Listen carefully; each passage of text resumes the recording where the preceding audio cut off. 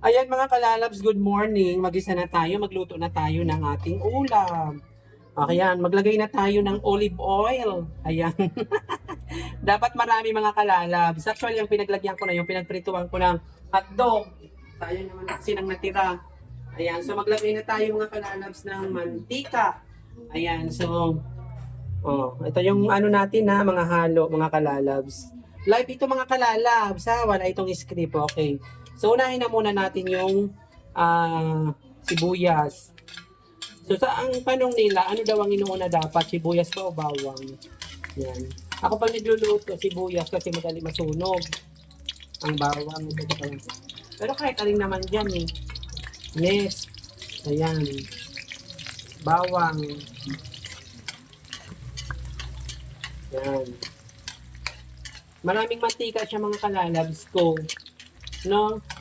Actually, ano yan, kalahating mantika, kalahating bote ng mantika. Yung sa gin lang. Ayan. Then, lagay natin yung luya para bumango. Wow, ang bango-bango. Sa ano pa yung mga kalalab? Sa amoy pa lang. Aba, ewan ko na lang kung hindi pa pag ano nito, mga pag under rice. Kasi pagkatapos nito, puna ako mga kalalap doon sa aking corona. Mag-ano na ako, magagawa na ako ng mga gagawin ko sa school. Kaya pagluluto ko muna sila kahit alas 9 pa lang imidya. Ayan, kamatis.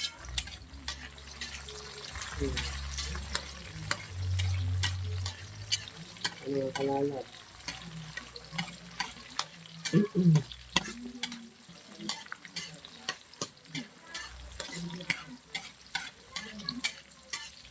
Lutuin natin yung kamatis. Na maluto siya. Diba? Ayan. Ang bango-bango. Yan natin yung kamatis na maluto. Kasi kilala mo naman yung kamatis pag lutong-luto na dahil yung parang durog-durog na siya. Dapat marami itong kamatis mga kalalad kasi hindi ako nakapag ngayong umaga. Kung ano yung available lang dyan sa binili ko nung paggabi, yun lang. Pero okay na yan. No? Kasi pansarili naman ng saka tama naman yan. Yung tatlong kamatis sa mga lalaki. Ayan. So may luto na yung kamatis, ilagay na natin yung sili. Ayan. Yung sili mga kalalabs ay mga pula. Pwede naman lagyan ng green na sili kung ano yung gusto mo. Ayan.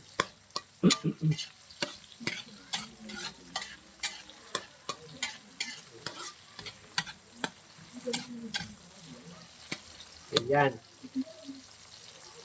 At kapag luto na yan, ayan, luto na yung sili, ilagay na natin yung alamang. Ayan. Yung alamang mga kalalabs ay inugasan na natin yan, ay inano na natin yan, pinilian na natin ng na kasi hindi maiwasan minsan may mga shell na maliliit. Tatanggalin natin kasi baka maano natin. Ayan. Kulang ang mantika kasi dapat yung mantika ay nagaano siya. Dapat kasi yung mantika ay mas marami. Ayan. Kuha ako man kakalalam.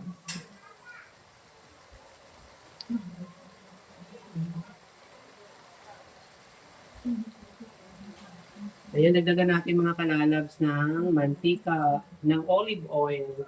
Diba, social olive oil? Charot lang. Ayan. Ganyan. Ang bango.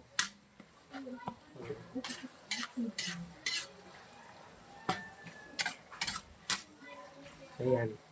At, syempre, ilagay na natin yung bangus. So, sa mantika na yan ay maluluto mismo yung bangus. Ayan, ito paglagay niya mga kalalabs ha. Wala na po itong buto na bangus. Ano na siya?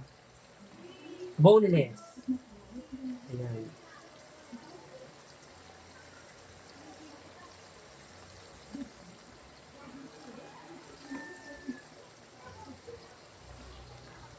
Actually, mga kalalabs, 1 kilo to eh. Oh. At syempre, yung ulo ilalagay ko. No? Kasi sa akin ang ulo, mahilig ako sa ulo mga kalalabs. Ayan. Hindi ko nila sila ano. Ayan. So, ganyan mga kalalabs ha. Ayan. At, pag nalagay mo na siya ng ganyan mga kalalabs ay tatakpan na natin muna. No? Takpan muna natin siya. Ayan. Hayaan na muna natin siya ng mga 5 minutes o 10 minutes, no? Ayan. Ayan na nga mga kalalabs, tanggalin na natin ang ano, ayan. Tingnan na natin. Ayan siya mga kalalabs. So, diba? So, ang gagawin natin dito mga kalalabs, tingnan natin kung, ayan, luto na. Ayan. Dadandahanin mo yung mga kalalabs ha, hindi pwedeng anuhin siya. Ayan. So, nakita nyo na nagmantika siya talaga. Oh. Magkahalo na siya, yung olive oil at saka mantika ng isda. Ayan, nagano na siya. Oh, di ba? Pero wag na yung isasabaw yung mantika kahit na nagmantika yung bangus. Napakataba ng bangus. Kasi syempre may halo na siyang ano. Pero wala namang ano kasi maganda naman yung mantika na ginamit natin. Pag maganda yung mantika na ginamit natin, pwede yung isabaw yung mga kalalabs ko. Ayan.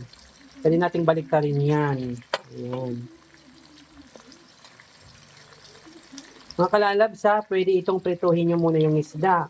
Pwede rin hindi. Depende sa inyo. No? Ayan. Baliktarin natin para maluto din yung ilalim. Nilagyan ko na pala ito kanina ng ano, ng halo. Ng mga pampalasa. Nilagay ko lang dito mga kalalabs paminta at konting asukal. May konting asukal syempre kasi merong bagoong eh. Para mabalance yung timpla niya. Ayan. Tasayaan nyo yung ano, yung bagoong na medyo tutong-tutong sa ano ilalim. Yun ang masarap. Yan, balikan natin pati yung ulo. Ayan. Ayan. Ikayan natin dito kasi dumikit. Ayan. Oh. Ayan yan mga kalalabs ko.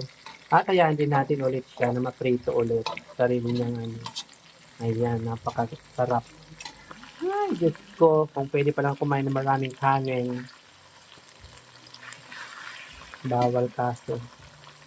Ayan, mga kalalabs ko. Diba? So, mamaya tingnan natin na mapagluto na mamaya.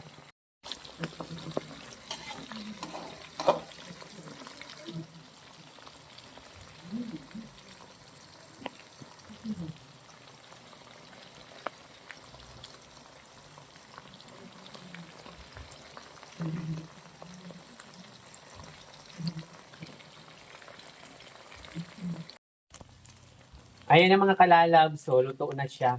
So, yung ano, yung alamang makikita mo, crispy na siya mga kalalabs. So, ayan. O, tingnan mo siya. O, i-zoom ko mga kalalabs. Ayan. O, tingnan mo yung alamang niya, crispy na.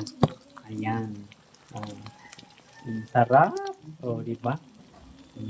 Ayan ang mga kalalabs. So, luto na. Ayan.